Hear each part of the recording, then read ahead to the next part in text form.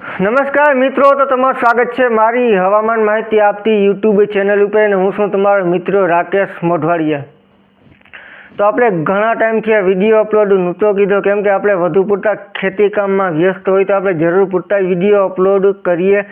એવો કે ખાસ વાતાવરણમાં પલટો આવવાનો હોય તો જ વિડીયો અપલોડ કરીએ, બાકી ખાસ કોઈ અત્યારે આપણે વિડીયો અપલોડ નથી કરતા, વધુ પૂરતા આપણે ચોમાસા દરમિયાન જ વિડીયો અપલોડ કરીએ। તો હવે આપણે ચોમાસાની વાત કરી લઈએ તો આવનાર 2024નું ચોમાસું। તો અત્યારે આપણે જોવા જઈએ તો સૌથી પહેલાં આપણે ભારતીય ચોમાસાની શરૂઆત આપણે અંદામાન અને નિકોબાર ટાપુ ઉપરથી આપણે શરૂઆત થતી હોય છે। તો તેમાં આપણે ત્યાં ચોમાસાની શરૂઆતની નોર્મલ ડેટ છે તે આપણે 22 મે છે, લેકિન આજે આપણે 19 મેના રોજ આપણે ત્યાં ચોમાસું બેસી ગયું છે તેવું હવામાન ખાતું પર જાહેરાત કહી શકે છે। એટલે આપણે 2 દિવસ છે તે અંદામાન અને નિકોબાર એટલે ભારતની આપણે જોવા જઈએ તો ભારતની ભૂમિ ઉપર ચોમાસાનું આગમન થઈ ગયું છે અને અંદામાન અને નિકોબારમાં આપણે આજે ચોમાસાનું આગમન છે તે ગણી શકાય છે। એટલે હવે નોર્મલ ડેટ છે તેથી આપણે ખાલી 2 દિવસ આપણે ચોમાસાનું આગમન થોડું વહેલું થયું છે। આપણે જોવા જઈએ તો નોર્મલ ડેટ 22 મે છે ને આપણે 19 મે છે। એટલે આપણે ચોમાસાની ખાસ વાત કરી લઈએ તો ચોમાસામાં જે વહેલા બેસવાની આગાહીઓ આવતી હોય છે તો એટલું બધું ચોમાસું વહેલું ના બેસી શકે, કદાચ 2 કે 5 દિવસનું આગળ પાછું વહેલું કે મોડું થતું હોય છે। એનો જે ચોમાસું વહેલું બેસવાનું આગાહીઓ આવ્યું છે એનો મતલબ એવું નથી કે 10 કે 15 દિવસ પહેલાં આપણે ગુજરાતમાં ચોમાસું બેસી જશે, એવી કોઈ વસ્તુ આપણે ના ગણી લેવાની। કદાચ આપણે 2 કે 5 દિવસનું વહેલા કે મોડું વધુ પૂરતું નોર્મલ ડેટથી આપણે ચોમાસું થાય। ગુજરાતમાં આપણે નોર્મલ ડેટની વાત કરી લઈએ તો આપણે 15 જૂનથી આપણે 25 જૂન સુધીમાં આપણે નોર્મલ ડેટ ગણાય કે 15 જૂનથી 25 જૂન સુધીમાં આપણે સમગ્ર સૌરાષ્ટ્ર ગુજરાત અને કચ્છમાં ચોમાસાનું આગમન થઈ જાય। આ નોર્મલ ડેટ છે, આમાં આપણે 2 કે 4 દિવસનું વધીને આપણે આગળ કે પાછળ થતું અથવા 5 કે 6 દિવસ, તો વધુ પૂરતું આગળ પાછળ ના થાય, 15 કે 20 દિવસ ચોમાસું વહેલું કે ના બેસે। એટલે આવી ચોમાસું વહેલું બેસવાની ગણતરી આપણે આવી રીતે કરી, એવું નથી કે આપણે 5 કે 10 દિવસ બાદ આપણે ગુજરાતમાં ચોમાસાનું આગમન થઈ જશે।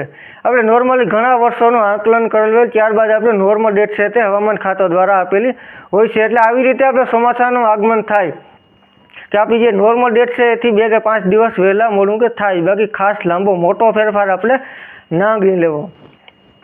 હવે ખાસ વાત કરી લઈએ તો જે ચોમાસું છે તે આપણે બંગાળની ખાડીમાં લો પ્રેશર સિસ્ટમ પર બની રહી છે, પણ તે લો પ્રેશર સિસ્ટમ છે તે કઈ દિશા તરફ આગળ વધે તે પણ અત્યારે જોવાનું છે। મુખ્યત્વે આપણે જોવા જઈએ તો બાંગ્લાદેશ અથવા નેપાળ સાઈડ આપણે અત્યારે તેનો ટ્રેક અમુક મોડલ આપણે ગુજરાત તરફ પણ બતાવી રહ્યા છે, પણ આપણે વધુ શક્યતા આપણે અત્યારે એવું ગણીએ કે ગુજરાત તરફ આવવાની શક્યતા આંશિક રીતે થોડી ઓછી રહે। તો ચોમાસું જે છે તે અત્યારે આપણે નોર્મલ ડેટની હજી આપણે ઘણી વાર છે, એટલે અત્યારે આપણે ઘણા બધા એવા ન્યૂઝ અને આગાહીઓ પણ ક્યાંકથી સાંભળતો હોય। ઘણા મિત્રો કહેતા હોય કે વાવાઝોડું આ તારીખે આવે છે અને આ તારીખે આપણે વાવાઝોડામાં ખૂબ વરસાદ થવાનો છે અને વાવાઝોડું છે તે ગુજરાત તરફ આવવાનું છે। તે આગાહીઓમાં અત્યારે આપણે કોઈ પણ જાતનો માહિતી સ્ત્રોત નથી।